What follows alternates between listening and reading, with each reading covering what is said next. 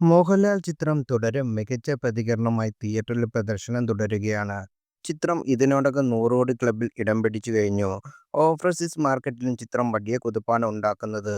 ചിത്രം പുറത്തിറങ്ങിയ മുതൽ അർജുൻ അശോകൻ അവതരിപ്പിച്ച അതിഥി വേഷം ഏറെ ചർച്ച ചെയ്യപ്പെട്ടിരുന്നു. മിനിറ്റുകൾ മാത്രം ദൈർഘ്യമുള്ള കാമിയോ റോളായിരുന്നു സിനിമയിൽ നടന്റേത്. ഇപ്പോഴിതാ സിനിമയിലെ വേഷത്തെക്കുറിച്ച് മനസ്സ് തുറന്നിരിക്കുകയാണ് അർജുൻ അശോകൻ.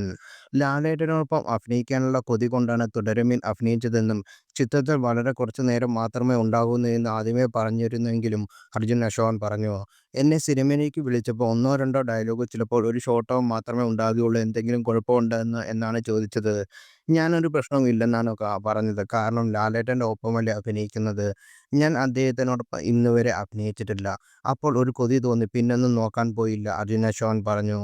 അതേസമയം ബോക്സ് ഓഫീസിൽ തുടരും 150 കോടി പിന്നിട്ട റിപ്പോർട്ടുകളാണ് പുറത്തുവരുന്നത്. മലയാളത്തിനോടൊപ്പം തെലുങ്ക് പ്രേക്ഷകർക്കിടയിലും സിനിമയ്ക്ക് മികച്ച പ്രതികരണമാണ് ലഭിക്കുന്നത്. ഇപ്പോഴിതാ ചിത്രം തമിഴ്നാട്ടിലും റിലീസിന് ഒരുങ്ങിയാണ്. മെയ് 9-നാണ് ചിത്രത്തിന്റെ തമിഴ് പതിപ്പ് തിയേറ്ററിലെത്തുന്നത്.